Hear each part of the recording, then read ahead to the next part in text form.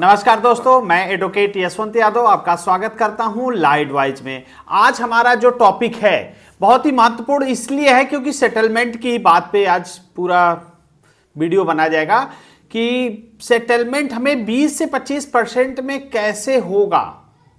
आप करना चाहते हैं सेटलमेंट तो कैसे होगा, क्या क्या इसका तरीका क्या है, कैसे होता है। आज ये वीडियो को अंत तक देख लेंगे, आपको पूरे डाउट क्लियर हो जाएंगे कि ये सेटलमेंट 20 से 25% में आसानी से कैसे हो जाएगा। देखिए, बहुत सारे लैंडिंग ऑनलाइन लोन मिल रहे हैं, इतना ज़्यादा आसानी से मिल रहे हैं कि आपके आधार कार्ड पैन कार्ड को वेरीफाई कर रहे हैं और ऑनलाइन आपको पेमेंट कर दे रहे हैं।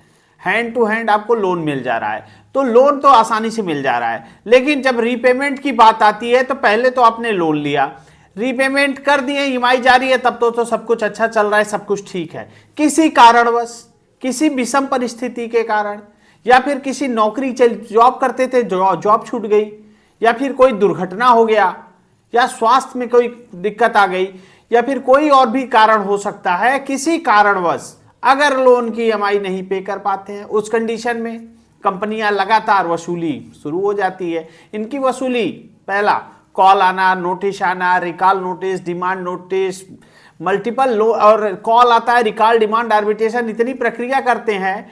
तो अभी तो आप एक लोन लिए हैं तो एक लोन को चुकाने के लिए दूसरा, दूसरे के लिए तीसरा, चौथा, पांचवा, 10वां, 15वां, ऐसे ऐसे इतने लोन ले लेते हैं। और जब लोन लेते लेते जब फंस जाते हैं तब यूट्यूब पे आते हैं, तो यूट्यूब पे सर्च करेंगे तो मेरी वीडियो देखेंगे, तब आपको अपना राइट्स पता चलेगा, अपना अधिकार पता चलेगा कि आपने लोन के दलदल में फंस कैसे गए और आपको पता ही नहीं चला। अभी तक तो एक लोन की ईएमआई डिफॉल्ट थी, अब 10-10 लोन की ईएमआई डिफॉल्ट हो गई, मल्टीपल लोन में आप फंस गए हैं। तो जिंदगी ये रिकवरी एजेंट फोन कॉल ये सब करके इतना नरक बना देते हैं, जिंदगी को इतना इरिटेट कर देते हैं। बहुत लोग गलत कदम उठा लेते हैं, कुछ अनुचित कदम उठाते हैं जो कि नहीं उठाना चाहिए, यहां तक कि आत्महत्या तक भी सोच लेते हैं। तो ऐसा आपको सोचने की बिल्कुल जरूरत नहीं है। कोई भी ऐसा गलत काम नहीं करना है, कोई अनुचित काम नहीं करना है। और सिविल बचाने के चक्कर में एक के बदले में दो, दो के बदले में तीन, तीन के बाद चार, पता चला सिविल भी गया और एक ईएमआई से 10 ईएमआई हो गई, 10-10 लोन हो गए। तो इसमें फंसते चले जाते हैं। तो अगर ऐसा कुछ है तो स्टॉप लॉस, रुक जाइए, कोई जरूरत नहीं है। लोन नहीं दे पा रहे, स्टॉप लॉस, रुक जाइए, लोन को चुकाने के लिए लोन लेना बंद कर दीजिए, ऐसा कोई काम मत करिए। अब आते हैं मुद्दे की बात पे, 20 से 25% में सेटलमेंट कैसे होगा। आपने लोन लिया, पहले दिया, ईएमआई दिया, 4 दिया, 10 दिया, 15 भी ईएमआई पे किया, उसके बाद किसी आर्थिक स्थिति खराब हो गई, आप नहीं पे कर पा रहे हैं, उसके बाद पहला काम आपको करना क्या है। यदि आप लोन दे रहे हैं, सब कुछ ठीक चल रहा है, अगर आपको लग रहा है कि आप लोन की ईएमआई नहीं पे कर पाएंगे, अब आप डिफॉल्ट होने वाले हैं, या आप डिफॉल्ट हो रहे हैं, या आप डिफॉल्ट हो चुके हैं, तो पहला काम होगा प्रायर लीगल नोटिस बैंक को दे दीजिए। अपनी समस्याओं को बैंक को अवगत करा दीजिए, ताकि फ्यूचर में कभी कोई दिक्कत आए, बैंक को आपको जवाब देना पड़े तो आप बता सके मैंने आपके अपनी परिस्थिति से ऑलरेडी पहले ही इन्फॉर्म कर रखा है, मैंने आपको प्रायर नोटिस आपको भेज रखा है। जब आप इनको प्रायर नोटिस दे देते हैं, और ये प्रायर नोटिस जो भेजिए किसी एडवोकेट के माध्यम से भेजिए, अपने ही एडवोकेट न बन जाइए कि मैं ही अपना प्रायर नोटिस के बारे में, क्या जेन्युइन है, क्या लीगल है, क्या देना है, क्या नहीं देना है, क्या जरूरी चीजें हैं, क्या नहीं है, कैसे लीगल वे में उसका, मैं कह रहा हूं मेरे द्वारा भी आप कर सकते हैं, किसी भी लीगल एडवोकेट जो कि लोन के स्पेशलिस्ट हो या लोन के जो जानकार हो उनकी बात कर रहे हैं, जो कोई लोन के एक्सपर्ट हो उनके पास आप जा करके उनके लेटर पैड पे आप इनको भेज दीजिए। तो प्रायर नोटिस जो होती है एडवोकेट के माध्यम से ही भिजवाइए, एडवोकेट के माध्यम से भिजवाएंगे तो उसकी बात को आपको वेटेज मिलेगा। आप अपने ही भाषा में क्या लिख रहे हैं, क्या जेन्युइन है, लिखना है कि नहीं लिखना है, क्या चीजें हैं, बहुत सारी चीजें होती है, तो उसको किसी अधिवक्ता के माध्यम से उनके लेटर पैड पे आप उनको भेज दीजिए।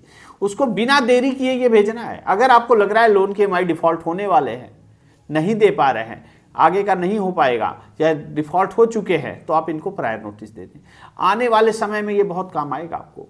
कोई भी नोटिस आती है, रिकॉल, डिमांड, आर्बिट्रेशन, कोई भी नोटिस आती है, ये आपका प्रायर नोटिस आपके लिए ब्रह्मास्त्र होगा कि आपने बैंक को ऑलरेडी इन्फॉर्म कर रखा है।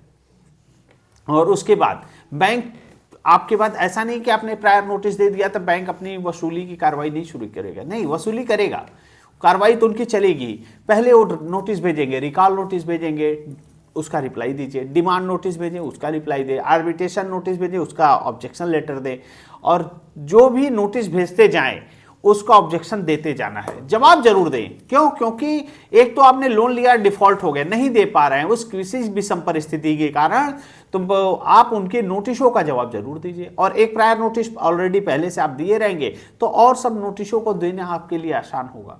और किसी एडवोकेट के माध्यम से किसी भी नोटिस आती है, उसका नोटिस का जवाब आप recall notice, demand notice, arbitration notice, किसका जो भी हो जवाब देना जरूरी है। और प्रायर नोटिस तो सबसे ज़्यादा जरूरी है कि आपको प्रायर नोटिस देना है। अब आ जाते हैं 20 से 25% में सेटलमेंट कैसे होगा। अब इस पे प्रायर नोटिस आपने भेज दिया, फोन एक दिन में 50-50 फोन आते हैं, इनके फोन आते हैं, फोन की दिक्कत की समस्या समाधान, फोन मत उठाइए, कोई जरूरत नहीं इनके फोन उठाने की, कोई जरूरत नहीं है इनका फोन उठाने की। एक फोन तो आएगा नहीं, 50 फोन आते हैं, तो 50 फोन आते हैं, 50 का रिप्लाई करते हैं, मेंटली डिस्टर्ब हो जाएंगे। एक दिन में 50 फोन उठाएंगे तो आप काम क्या करेंगे? अब करेंगे क्या? मेंटली डिस्टर्ब बने रहेंगे, परेशान हो जाएंगे। तो पहला काम साफ शब्दों में सुन लीजिए, लोन के माई नहीं डिफॉल्ट, लोन के माई डिफॉल्ट हो गए हैं, नहीं दे पा रहे हैं, फोन उठाना बंद कर दीजिए। इनका 50 फोन आ रहा है, मत उठाइए फोन। कोई अपराध नहीं है कि आपके नाम पे एफआईआर हो जाएगी, बैंक का फोन न उठाने पे कोई एफआईआर नहीं होती है। सबसे बड़ी उलझन तो यही है, फोन ना उठाना ही बंद करिए, प्रॉब्लम ही समाप्त। और कहेंगे कि सर इतनी फोन आते हैं, कैसे पता किसका है? Number not in phone book एक ऑप्शन होता है, जो नंबर आपके मोबाइल में सेव होगा उससे बात होगी, जो नहीं सेव होगा उससे बात नहीं होगी। इसको ऑन कर लिए सुबह 9 बजे से शाम के 5 बजे तक। और रिकवरी एजेंट अगर घर पे आ जाते हैं तो बहुत डरने की जरूरत नहीं है, बहुत उनसे उलझने की भी जरूरत नहीं है।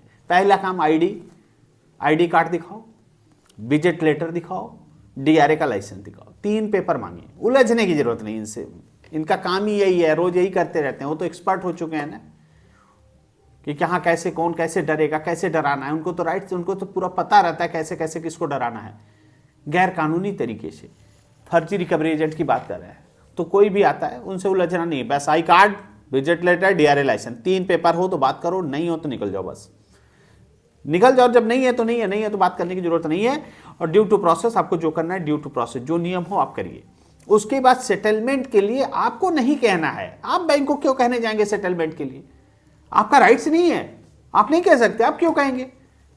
बैंक सामने से कहेगी, नहीं तो आप नहीं, आप कहेंगे। हो सकता है डिस्काउंट ना मिले, हो सकता है 80% तक में सेटलमेंट हो, 90% में हो, या ब्याज पेनल्टी को माफ किया जाए। तो आपको सेटलमेंट के लिए नहीं कहना है। कंपनी सामने से ऑफर देगी, जब सामने से ऑफर देगी तब आपको उनसे बात करनी है। आप क्यों चाहते हैं कि सेटलमेंट के लिए और जो नोटिस भेज रहे हैं नोटिस का जवाब दीजिए। सेटलमेंट उनका आपका राइट्स नहीं है, आप नहीं कह सकते, मत कहिए, उनको कहने दीजिए। आप बहुत ज्यादा कुछ लोग होते हैं फोन करके कहते हैं सर हमें सेटलमेंट कराना है। अरे सेटलमेंट आपका राइट्स नहीं है, आपको नहीं कराना है, आपको नोटिसों का जवाब देना है। कोई नोटिस आती है उसका recall notice, demand notice, arbitration notice, legal notice, जो भी नोटिसें आए उसका रिप्लाई करिए। उसके बाद जब आपको आप ये कहते हैं हमें सेटलमेंट करना है, तो आप कुछ लोग होते हैं तो जैसे होते हैं नहीं, कुछ डॉक्टर के साथ कुछ लोग ऑपरेशन कुछ दिन कर लेते हैं तो डॉक्टर अपने आप को समझने लगते हैं। तो एक्सपर्ट मत समझिए, क्या करना है क्या नहीं करना है, एक जो मैं बता रहा हूं उस प्रोसेस से चलिए कि हाँ ये करना है। अपने ही मनमानी और लीगल नोटिस तैयार करने लगते हैं, अपने से ही जवाब देने लगते हैं। तो कोई भी चीज में क्या जरूरी है क्या नहीं जरूरी है, किसी एक्सपर्ट से सलाह लेकर के फिर काम करिए। और बेहतर सेटलमेंट के लिए आपको सेटलमेंट चाहिए, बेहतर चाहिए तो प्रायर नोटिस दे दीजिए बस, क्योंकि आपने अपनी प्रायर नोटिस में अपनी समस्याओं से उनको ऑलरेडी अवगत करा रखा है, आपके प्रोसेस को करा रखा है। और कोई भी दिक्कत हो, परेशानी हो, रिकॉल नोटिस आए, डिमांड नोटिस आए, आर्बिट्रेशन नोटिस आए, नोटिस का रिप्लाई आपको करते रहना है। और रही बात एजेंट की, तो एजेंट से आपको डरने की जरूरत नहीं है। ID card, visit letter, DRA का लाइसेंस है तो बात करिए, नहीं है तो कोई जरूरत नहीं है बात करने की। और नोटिस का जवाब आपको जरूर देना है। और प्रायर नोटिस सेटलमेंट के लिए सबसे अच्छा ब्रह्मास्त्र यही है कि आपको प्रायर नोटिस देना है। अगर आपको देने में दिक्कत क्या है, अगर आपने लोन लिया है, डिफॉल्ट कर रहे हैं या डिफॉल्ट हो चुके हैं या डिफॉल्ट होने वाले हैं, जो भी है, जो किसी भी परिस्थिति में हो चुके हैं या डिफॉल्ट होने वाले हैं या डिफॉल्ट हो रहे हैं, कोई भी कंडीशन में आप इनको प्रायर नोटिस दे दीजिए। प्रायर नोटिस देने के बाद चुपचाप बैठ जाइए, आपको कुछ नहीं करना है, चुपचाप बैठिए। जो सामने से ऑफर आएगा जेन्युइन होगा तो सेटलमेंट करेंगे। और रिकवरी एजेंट, फोन कॉल, ये सब से बहुत ज्यादा आपको डरने की जरूरत नहीं, ये सब फालतू की चीजें हैं। रिकवरी का तरीका जो तरह से करते हैं क्या जेन्युइन है? तरीका ही गलत है तो गलत है, गलत को गलत की तरह से ट्रीट करिए। कि एक दिन में 50 बार ऑटो जनरेटेड लगा देते हैं, फोन पे फोन आते रहते हैं, एक दिन में 50-50 फोन आते हैं। इनकी कॉल ऑटो जनरेटेड होती है और लगातार एक बार के बाद 10 मिनट बाद 15 मिनट बाद फिर कॉल आ जाती है। तो ये करना क्या चाहते हैं? आपको मेंटली प्रेशर, और आप प्रेशर नहीं लेंगे। जो हमारे क्लाइंट है प्रेशर लेने की जरूरत नहीं है। क्यों? क्योंकि आपको अपना राइट्स पता है। बैंक का फोन न उठाने पे कोई भी FIR दर्ज नहीं होती, कोई भी कानूनी कार्रवाई नहीं होती। तो ड्यू टू प्रोसेस जो नियम हो उनको करने दीजिए। आपको बेहतर सेटलमेंट चाहिए तो प्रायर नोटिस दें, फिर आगे का जो प्रोसेस होगा पेपर वर्क कंप्लीट करिए। बैंक आपको नोटिस दे करके अपनी फाइल को मजबूत कर रहा है, अपनी फाइल मोटी कर रहा है, आप भी अपनी फाइल मोटी करते रहिए। नोटिस का जवाब नोटिस में देते जाइए, फिर आगे सेटलमेंट का ऑफर आए 20%, 15%, 25%, जितना में सेटलमेंट कर पाए। हो सकता है अच्छा सेटलमेंट मिले तो आप उसको सेटलमेंट करके क्लोज करते हैं। मैं अपनी बातों को यहीं समाप्त करता हूं। जय हिंद, जय भारत, नमस्कार।